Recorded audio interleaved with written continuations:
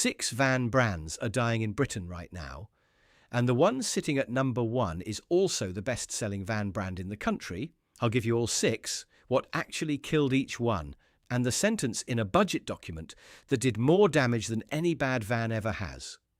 Not opinions, registration figures brand by brand with the paperwork behind them. Here's the thing that made me start digging. In February this year, Ford put more than 5,000 vans on British roads in a single month. In that same month, one of the brands on this list managed 44, not 440. 44. And 18 months before that, the same brand had just finished the best sales year in its British history. I've had a few hundred of these things on the ramps over the years, and I'll tell you what I've learned about van brands specifically. They almost never die because the van is bad. The van is usually fine. The van dies because somebody in an office wrote a sentence, and the sentence travelled downhill until it landed on a dealer forecourt in Nuneaton. So here's the deal. 6 brands, counted down from 6 to 1. Number 3 is now selling vans with its own badge on the nose that were designed and built by 2 completely different companies, one of them Italian, one of them Chinese. And I'll show you exactly which vans they are. Number 2 is the one that did 44 in a month, after registering 6,574 in 2024, its second record year in a row, which made it the second biggest pickup brand in the country on a 17.5% share. And number 1 is the brand you'd never put on a list like this because it's winning. That's the whole point of it. Let's go. First, what collapsing actually means, because the word gets thrown around by people who have never read a registration table. A brand can be dying in 3 different ways, and they don't look alike. It can be losing volume, fewer vans registered this year than last. It can be losing itself, still selling, but the vehicles are now built by somebody else, and the badge is the only part of it left. Or it can be losing the ground it stands on, the factory, the tax treatment, the reason anybody chose it in the first place. And all of this is happening inside a market that's flat on its back. The UK light commercial vehicle market fell 10.3% in 2025 to 315,022 vans, pickups and 4x4s. The SMMT now expects about 316,000 this year, growth of 0.2%, which means the market isn't growing at all, it's just rearranging. Every van one brand gains, another brand loses, and there's no rising tide to hide inside. Keep one comparison in your head as we go through these, because it's the thread running through all 6. There was a time when a van brand meant a factory, a chassis it owned, and a service network it paid for. Now, more and more, a van brand means a badge, an importer, and a tax position.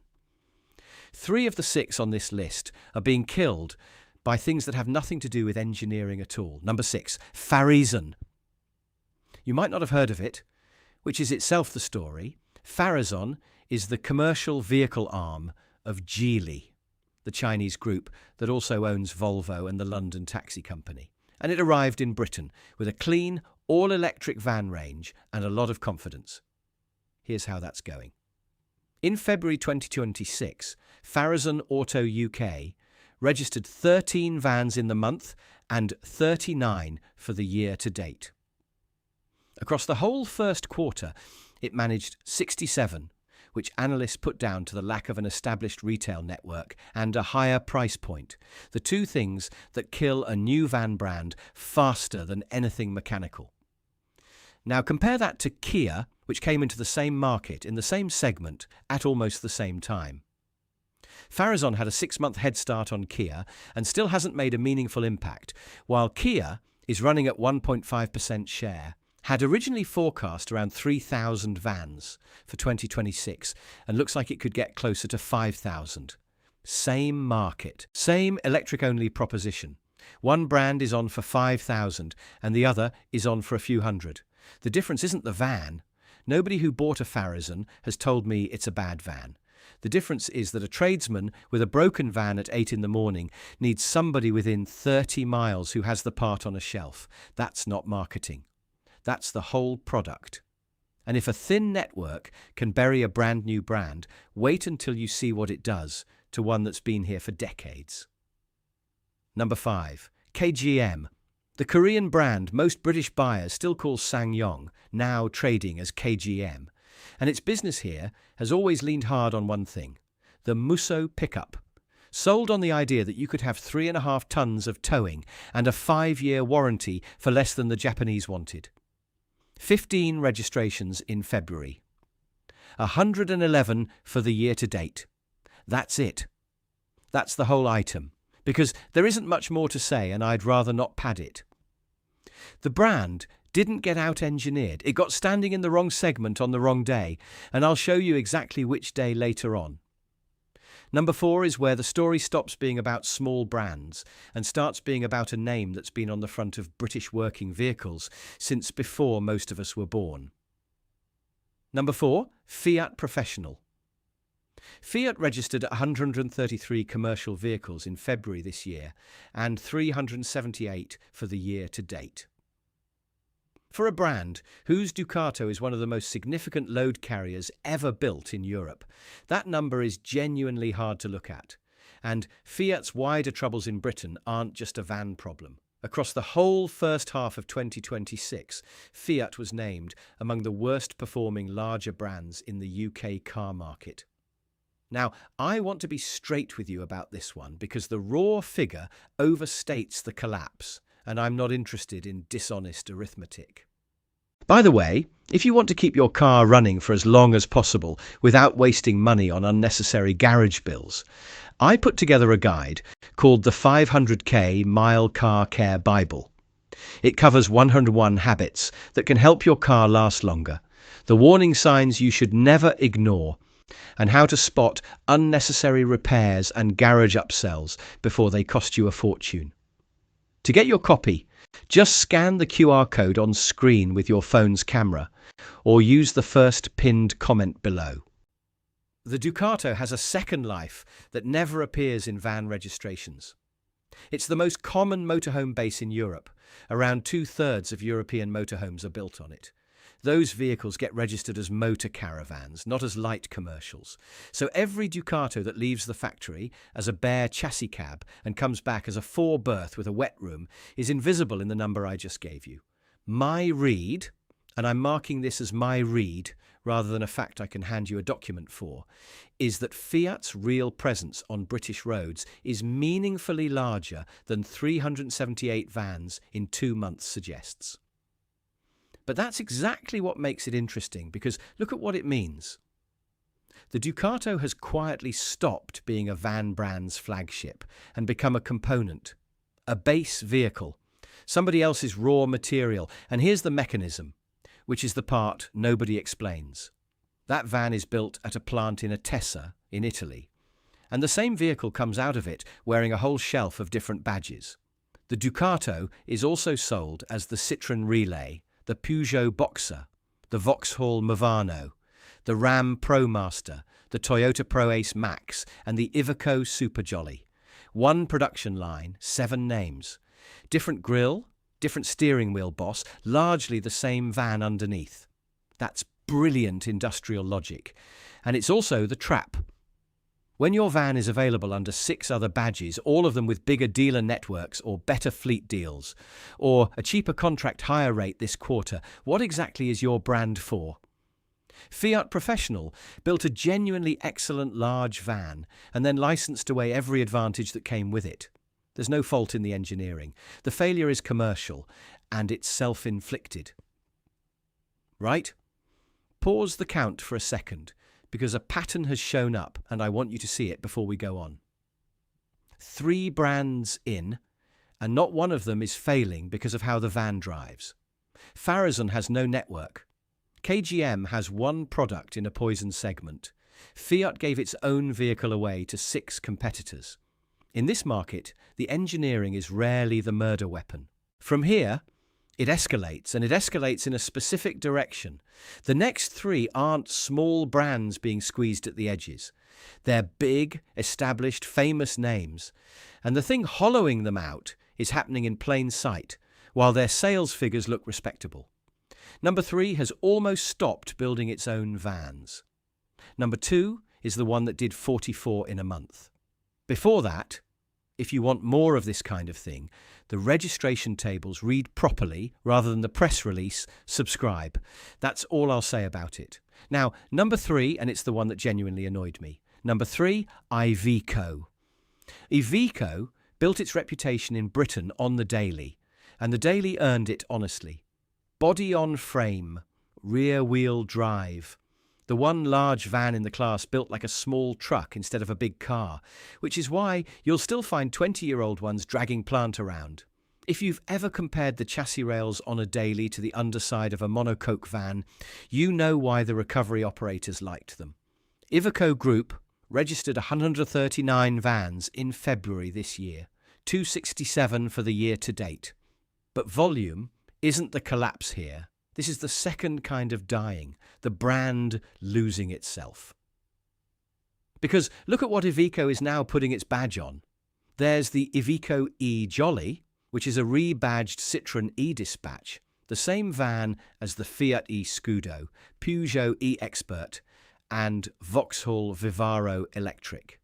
There's the E-Super Jolly, using Stellantis platforms, another version of the Relay, Boxer, Ducato and Movano, coming out of the same Italian plant as the Toyota Pro-Ace Max. And then there's the Fidato, which is a Maxus V70 built in Wuxi, China. So the brand whose entire identity was "we build ours tougher than yours" now sells you a French-designed medium van, an Italian-built large van it doesn't own, and a Chinese van with an Italian name. 3 badges, 3 other people's engineering. I understand the logic. Developing an electric van platform costs more money than the daily's remaining lifetime will ever return. And if you're not going to build one, buying somebody else's is rational. Iveco's own reasoning is that big and strong doesn't automatically translate into a good electric van, so it took the Stellantis platforms instead. Fine, rational. But be clear about what you're buying. If you go to an Iveco dealer for an electric van because of what the daily meant to you, you are not getting daily engineering. You're getting a Citroën with a different badge and most likely a different price. And there's a bigger thing moving underneath all of this. Tata Motors agreed to buy Iveco Group for $3.8 billion, which will take its commercial vehicle sales to around 540,000 a year. The defence division had to be split off and sold to Leonardo first, and the Italian government cleared the deal under its Golden Power rules at the end of October 2025.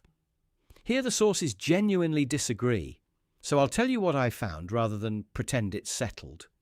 Some reporting said completion was expected by early 2026. Others said the first half of 2026. By the end of June 2026, Tata's chairman was telling shareholders most approvals were secured and the deal would complete in the second quarter of the current financial year, which pushes it into the back half of this year.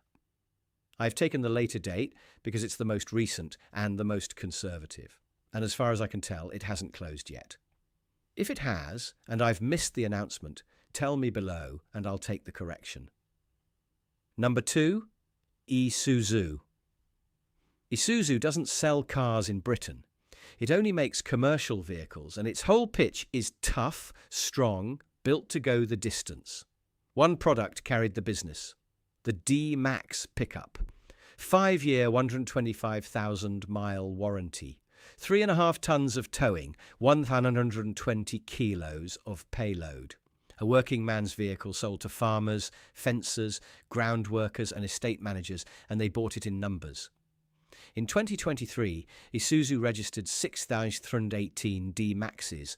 In 2024, it registered 6,574, back-to-back record years, which made it the second largest pickup brand in the UK, with 17.5% of that market. Then this. 44 registrations in February 2026, 145 for the year to date. I'll be honest about the limits of that comparison. February is a low month in this market.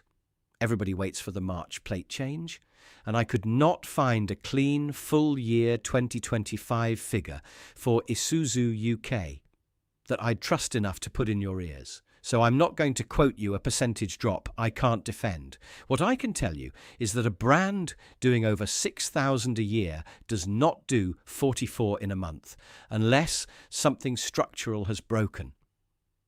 And it has. Look at the segment, not the brand.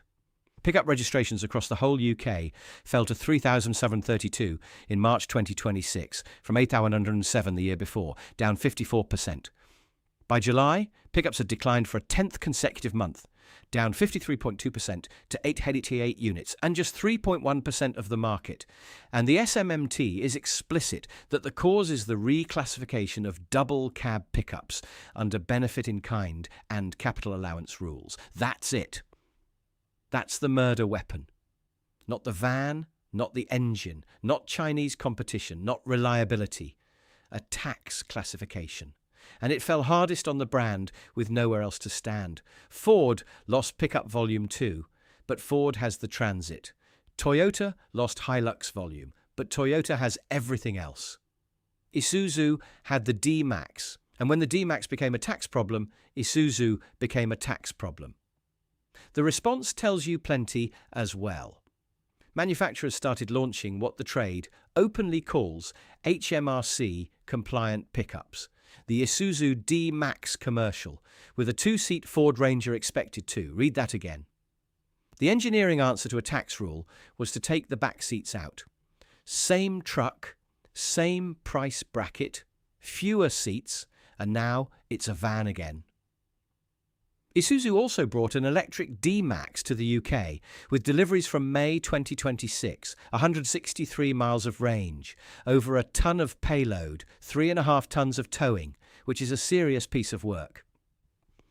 It is also not going to shift 6,000 units a year to people who tow trailers for a living.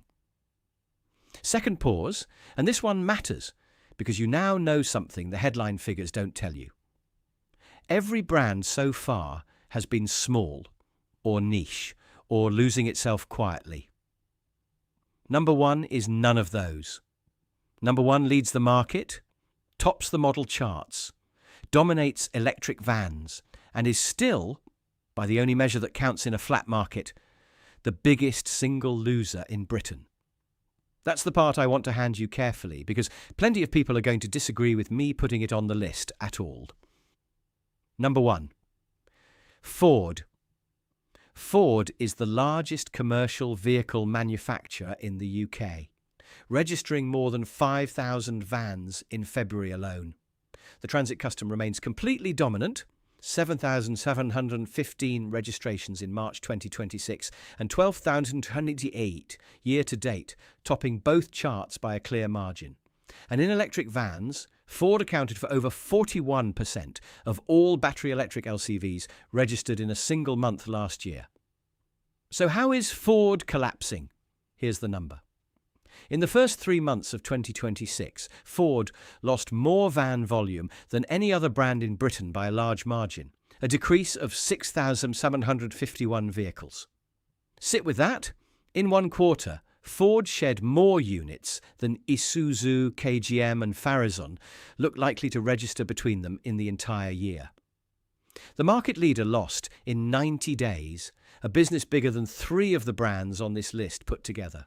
Why? Same reason as number 2. Ford was the biggest brand in the pickup sector, and it's suffering from the collapse of that sector, though it still sold more than 3,000 Rangers in the quarter. A tax rule wrote itself into the accounts of the market leader. Now, is that a collapse? Honestly, no, not in the sense that Ford is going anywhere. This is my judgment, not a fact, and I'll defend it as judgment. Ford's van business is the strongest in the country and will still be here in 10 years. But 2 things are being hollowed out underneath it, and I don't think either gets enough attention.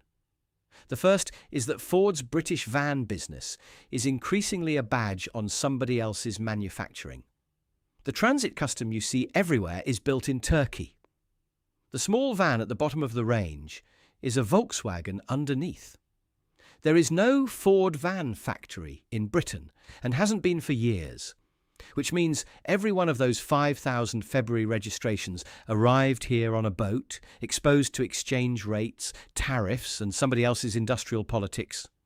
The second is the concentration.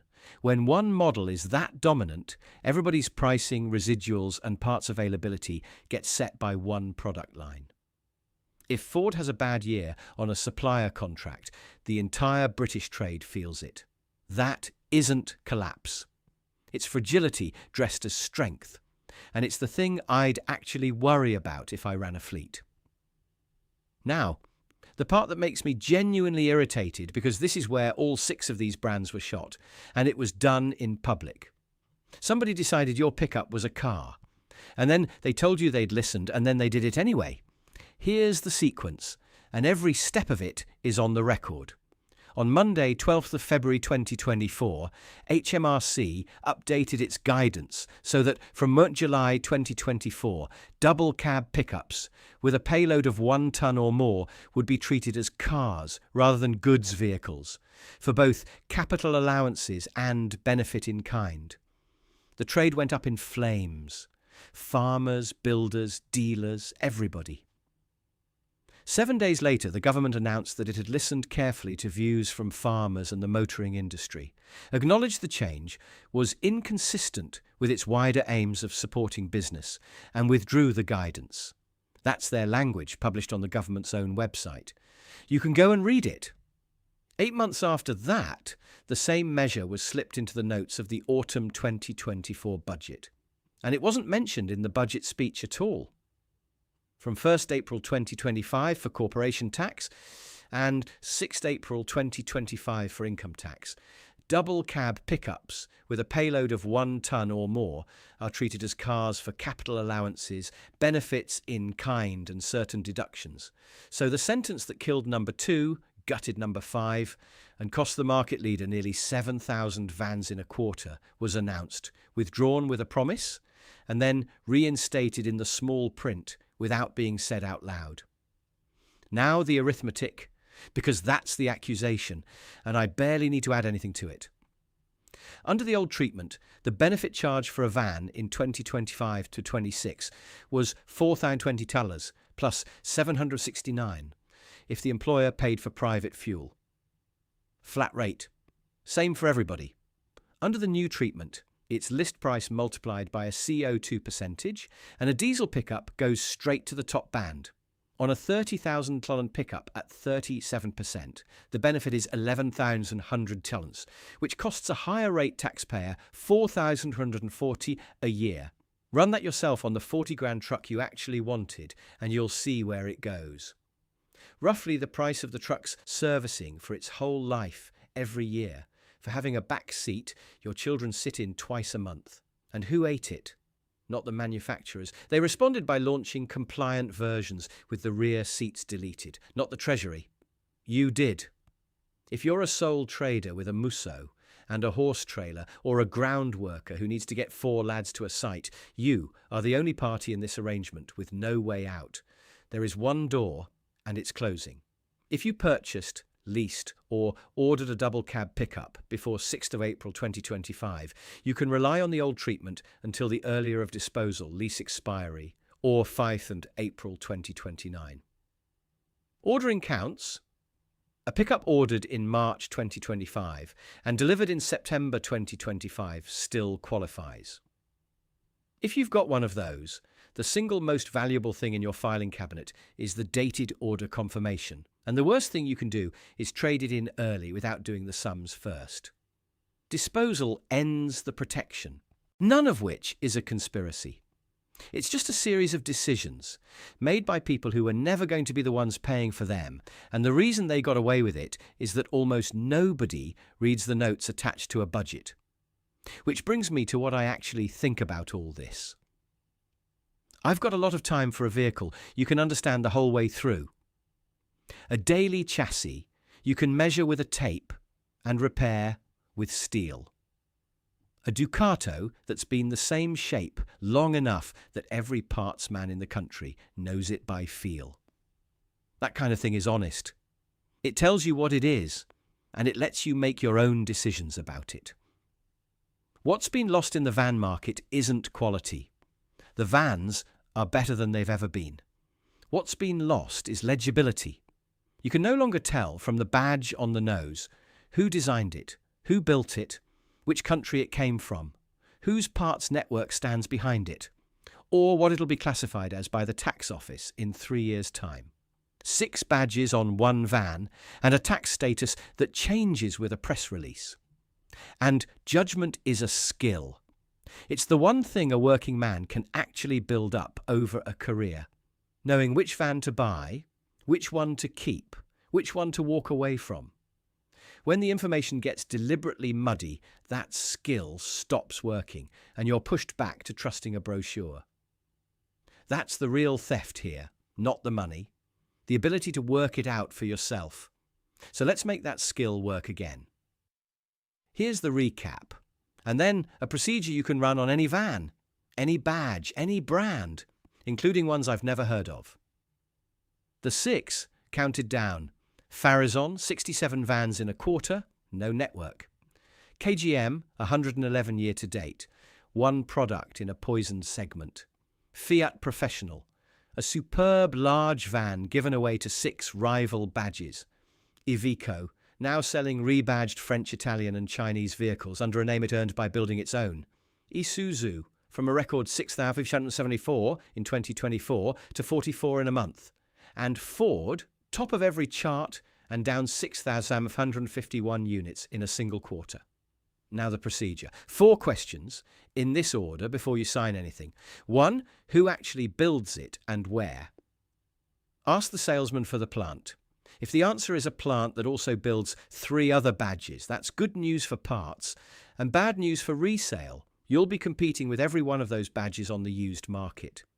2. How many did this brand register in the UK in the last full year, not globally? Here, if it's under 1,000, you're a pioneer, and pioneers pay for the network to exist. 3. How many franchised service points are within an hour of where you keep the van, and can they get a wing mirror, a wheel bearing and a wiring loom this week? Ring 1 and ask. The answer takes 4 minutes to get. 4. Is the platform shared? This is the one that decides it. If your van is one of 7 badges on the same body, the brand can vanish tomorrow and your parts supply survives because 6 other companies still need those bits. If it's a unique platform with a thin dealer network, brand failure means your van becomes a paperweight with an MOT. 2 yeses out of 4, and you negotiate hard on price. Fewer than 2 and walk, no matter how good the monthly figure looks. The payoff of doing that is quiet, and it's the best kind. It's the bill that never turns up. The bearing you didn't wait 11 weeks for. The benefit in kind letter that doesn't triple because you checked the classification before you ordered instead of after. Nothing happens all year, and nothing happening is the whole point. Right? Your turn, and I'll make it easy for the people who are already annoyed with me. I've put the best-selling van brand in Britain at number 1 on a list called Collapsing, and I know exactly what's coming. If you think that's nonsense, come and argue it, but bring numbers. Show me a brand that lost more UK volume in a quarter than Ford did, and I'll say so in the next one. I'd genuinely like to be corrected on that because I looked and I couldn't find one. And if you've got a pickup caught in this, I want to hear the actual figure. What did your benefit in kind bill go from and to? What did the dealer tell you when the rules changed? Did anybody warn you before you signed, or did you find out from your accountant in April? That's the number I can't get from a registration table, and it's the one that would help the bloke reading these comments next week while he's deciding what to order. Subscribe if you want more of it. Done this way because there's a thread here I deliberately didn't pull today. There's a whole story in what these vans are worth. 3 years later, used electric van values have been doing something strange. And every time I look at the residual data, I come away with more questions than I started with. I haven't got to the bottom of it yet. When I do, it'll be here. Look after your van. It's probably better than the badge on the front of it.